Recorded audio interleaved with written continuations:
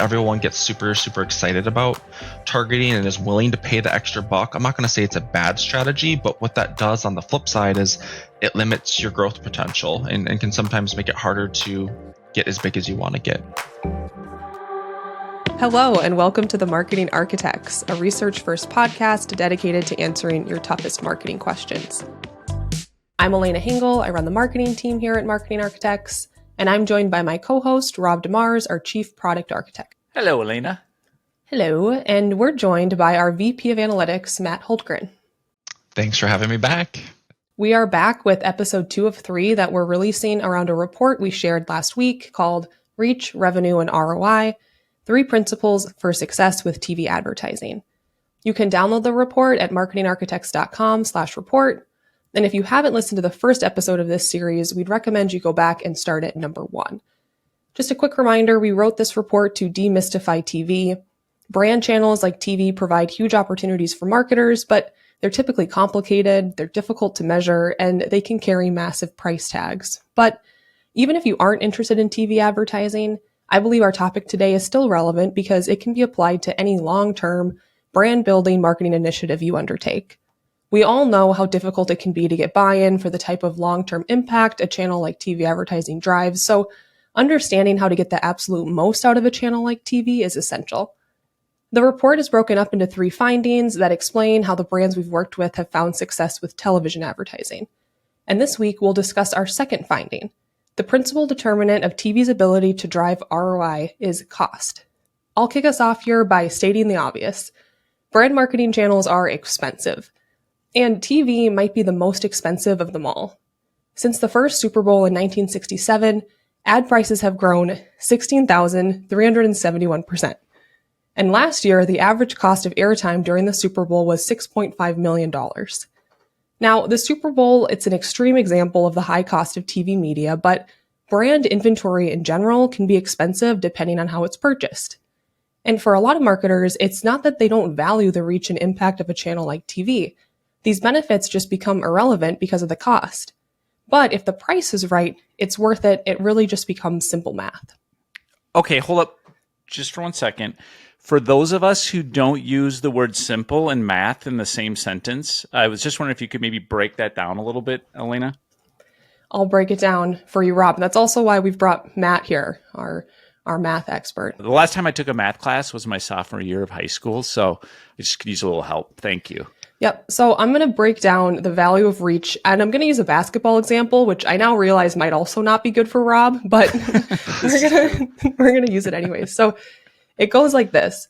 Imagine you had to choose between you shooting 100 free throws or Steph Curry shooting 1. Who's going to make more baskets?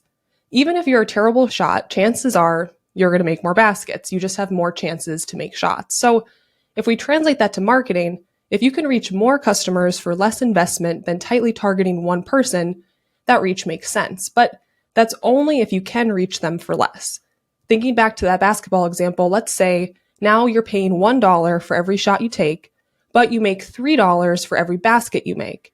So if Curry still has 1 shot, we can predict he'll make $2. You have more potential profit, but the upfront investment of your 100 baskets is $100. So you'll have to make 34 baskets before you profit at all. And that might be too risky depending on your free throw skills, if you're Rob or Matt in this case. So that's where a mass reach strategy breaks down in real life marketing planning, because sure, you'd like to get your brand in front of as many people as possible, but you'd need to have significant success with a mass reach campaign to see the same ROI you'd gain from a smaller targeted investment. And Rob, we're just talking about media price here. This isn't taking into account creative production, which can be a huge expense for marketers, right? Oh, yeah, absolutely. I mean, you just asked me a math question, ironically, so I'll give you a little bit of math. The average shoot day in Los Angeles is $200,000. All right. Now, the average commercial requires 2 shoot days. So if you look at the math there, you're already at about $400,000 just to get the film. That does not include post-production. So if you think about post-production being the editing, maybe you have some original music scored for it. So you're talking between $80,000 and $100,000 for all of that. So on top of your 400, now you're at about $500,000. Then you might decide, well, we need to license some music for that. Well, that can run anywhere from $100,000 to $1 million. And then if we're talking Super Bowl, of course, you have to have a celebrity in there, right? And one of our producers was just on a set where they had shot with a quarterback, a very well-known quarterback. I'm not going to mention his name, but he charges $1 million an hour. All right. And they booked him for 2 hours. So, you just all in. It's like, God dang it. TV there's definitely a high barrier to entry to getting your commercial made before you ever air it. Rob, that was a lot of math. You did impress me. So were you keeping a tally there, Matt? You lost me at $500,000. It blew up from there. Too expensive, probably, is the conclusion. So thank you, Rob. That's really helped us establish brand channels like TV. They're expensive. However, they can be worth the investment if the price is right. And that brings us right to the second finding of our report. The principal determinant of TV's ability to drive ROI is cost. Now, on its face, this doesn't sound like a super shocking insight, but it's a lot more controversial in the advertising industry than you might think, which is why we've invited Matt, our numbers guy, back to the podcast. Matt's been predicting and measuring the sales impact from brand channels like TV for more than a decade, so he's going to help us break this down.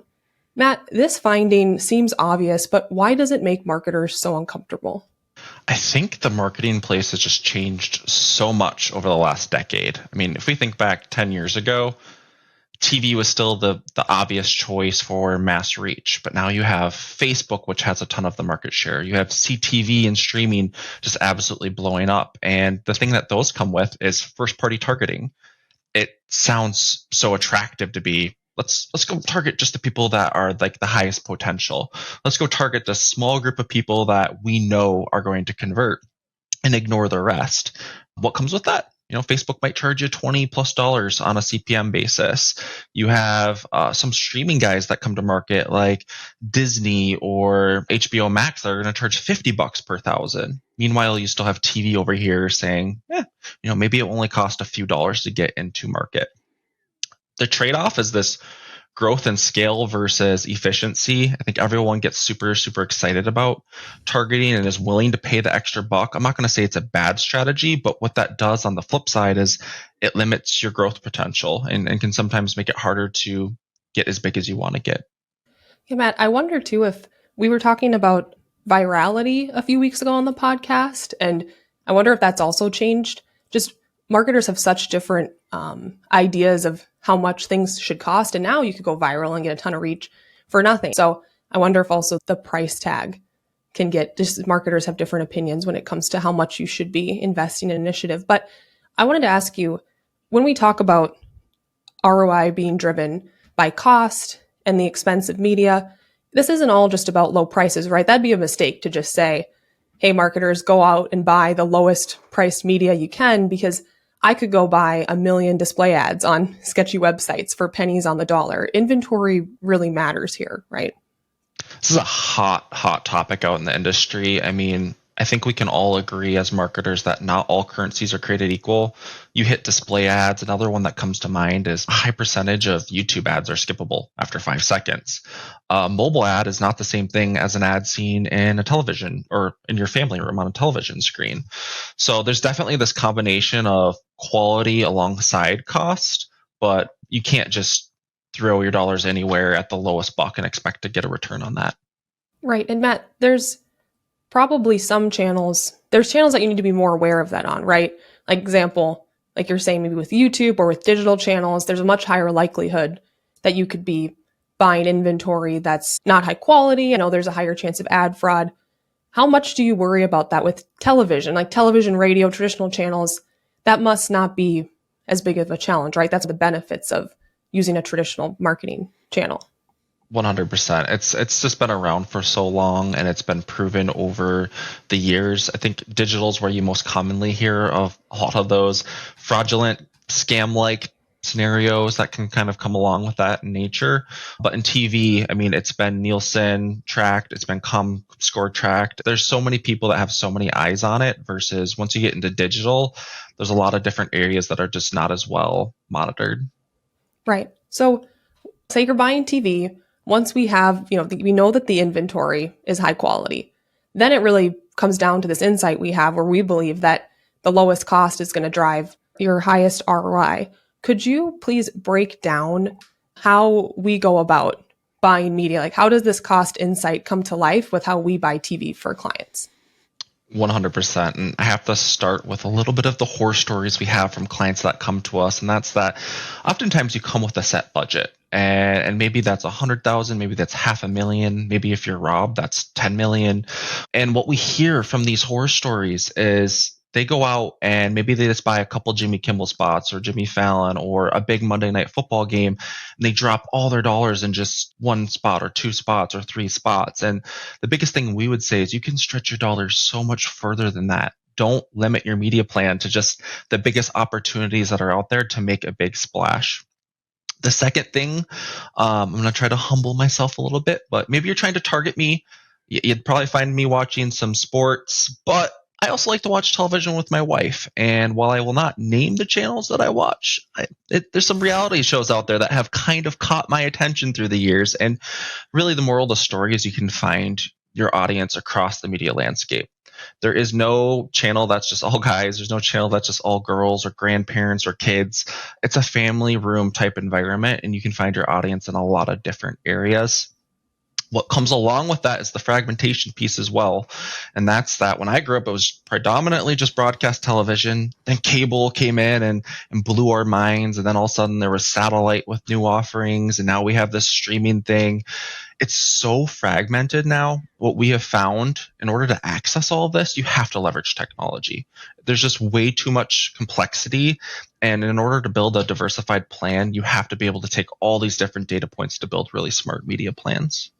Matt, what you said about the family room type of environment, and just if you're you have a particular customer in mind, you're trying to reach them, but with a channel like TV, there's going to be this natural positive spill. You're going to be able to reach, someone in your demographic on channels that you might not at first think you're going to be watching, but that's got to be pretty uncomfortable for marketers, especially if you're a marketer that grew up in the digital world, right? Where you're really focused on, I can target this exact right person at this exact right time.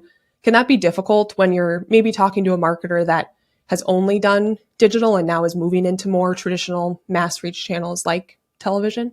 We come across that all the time. I mean, digital is just so attractive because of that one-to-one nature that sometimes taking a step back into the uncomfortability of mass reach channels, it can almost be a barrier that they're just not even willing to cross. Streaming can be a nice entry point where it's really like, it's not one-to-one truly, it's one to a household in most cases, but sometimes that can be a nice toe in before you even go all the way over to just traditional television.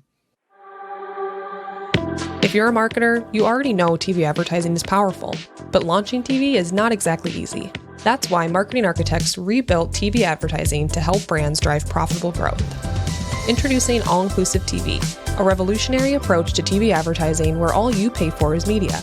Marketing Architects provides everything else needed for success, from stunning creative to results you can trust. Visit marketingarchitects.com to learn more. So we've established that TV is expensive. There are a lot of ways to fail at television, and one way, like you gave that example of in the beginning, might be going into TV and overpaying, right? Like you said, maybe they just buy a few networks, maybe they just focus on some big airings, Monday Night Football, Jimmy Kimmel. And so if I'm a marketer, I'm a digital marketer, I'm looking into TV and I don't want to fall into this trap of being sort of one and done. If I'm evaluating a TV agency, what kind of questions should I ask them to make sure that they're aligned with this, cost belief system? That's a great question. I think the best starting place is just to learn more about their approach. I oftentimes go to technology first. Like, how are you guys buying? Is it just people, or have you guys leveraged some type of software, or have you built your own in-house? Another just great question to ask is, what type of inventory sources are you going to get? There's a lot of different ways to buy television. The simple way is just to go in at the top, pay the highest buck to get in, but sometimes that's not the most cost effective, and you can access that inventory through a lot of different ways that can be more cost effective. Another just really good one to have in your mind is, what metrics are you able to optimize against? Are you just buying to audiences, or could you hone my plan to maybe 1, 2, or 3 KPIs that are important to our business?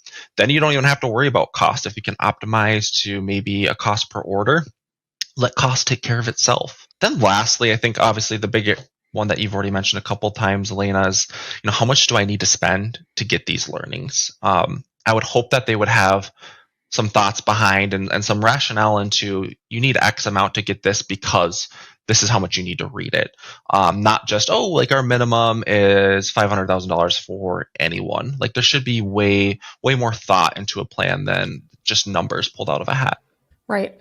Matt, I would love it if you could walk us through how you decide how much someone should spend on TV, because I think the process is really interesting and it could be applied to any mass marketing, traditional channel marketer's approach. You're right. There's a lot of agencies who will just say, you need to spend this much, and they just have set amounts. But your team has a very customized approach to what is the minimum you have to spend to feel an impact from something like TV. Could you just quick walk us through how you go about that? All right, I will try to quickly break down a 60-minute meeting into hopefully less than 60 seconds here. And keep the math simple. And keep the math simple. But honestly, the first place we like to start is sitting down with our clients that we're going to be working with. We could try before that, but the reality is going to be, we need their data before we can make any decisions. From there, oftentimes it's looking at web volume, revenue levels, looking at seasonality of their business, and determining what are the standard fluctuations that we see. Maybe if the client's so big, maybe we need to go in with a local approach. If they're not, we can determine what's the typical noise and how much spend do we need to get above the standard noise level. So really, it's all about finding that number that is a smart, prudent test. What I hate to hear is when people come to us and like, hey, we spent $1 million and we don't even know if it worked. Our goal is to sit down with each and every client that comes through our doors to be like, let's figure out how we make this test black and white. If it works, this is what we're going to see. If we don't see that, we know it didn't work, and we can go back to the drawing board to figure out what are the next things that we want to tweak or try to leverage to get them to goal. Great. Thank you, Matt. I know that sometimes measuring mass marketing can be a little bit of a black box. So I think it's helpful for people to hear, if you're going to invest, you're going to have to spend a certain amount of money. How do you spend the minimum amount to be able to know if it worked or not? So I wanted to ask you, say all the stars align, you bring on a client, they're bought into mass reach, we do a TV test. What does success look like? The first thing I like to see is the website's lighting up. If you have a successful campaign and you're going and buying a mass reach channel, you should see, whether it's a drive to web campaign or maybe you have a different call to action, but you should see response coming in pretty immediately. You should be seeing your top KPIs moving over time. Hopefully, TV is one of the best channels, in my opinion, to see growth in customer acquisition. Maybe you're 2-3 months down the road, we see lots of clients see really strong increases in brand awareness, both aided and unaided. And at the end of the day, all brands are looking for one thing, and that's profitable growth. And what we've seen across our whole portfolio of clients is an average of 5-to-1 return on ad spend. Again, if people don't know, that's a pretty great result when you're buying something like television. It's great to have profitable channels. Not every channel can work. That's what we want, right? That's what we want. Perfect. Thank you, Matt. So if I can just sort of summarize this here, the second Find Another report, when you're buying something like television, when you're investing in a mass marketing channel, cost matters. Again, you want to make sure that you're buying quality inventory, but when you're buying a channel like TV, you know that the inventory is going to be quality, people are watching. So then it really comes down to, how do you buy efficiently? Because as performance marketers who also love brand building, we need those channels to have a return. So cost matters. And if you are going to do something like television, again, invest in a mass reach channel, you're going to want to remember these 3 takeaways. First, don't limit your media plan to only the biggest opportunities. Second, be generous when you're looking for your audience. It's probably broader than you might think. And third, be sure to lead on technology, especially when you're purchasing something like traditional media. It might be tempting to think, it's traditional, it's not the same as digital, but you actually need that technology even more, especially today when channels like TV have become so complex. That's it for this episode of The Marketing Architects. You can connect with us on LinkedIn, and if you find our show valuable, please leave us a rating and review. And if you want to know what the research says about some recent news, you can contact us at marketingarchitects.com/podcast. Now go forth and build great marketing. Elena, I'm still chewing on that math problem from earlier. So technically, am I a better free thrower than that Curry guy based on your math problem? I think that's an easy math problem, and the answer is no. But you will make more baskets if you shoot 100 times more.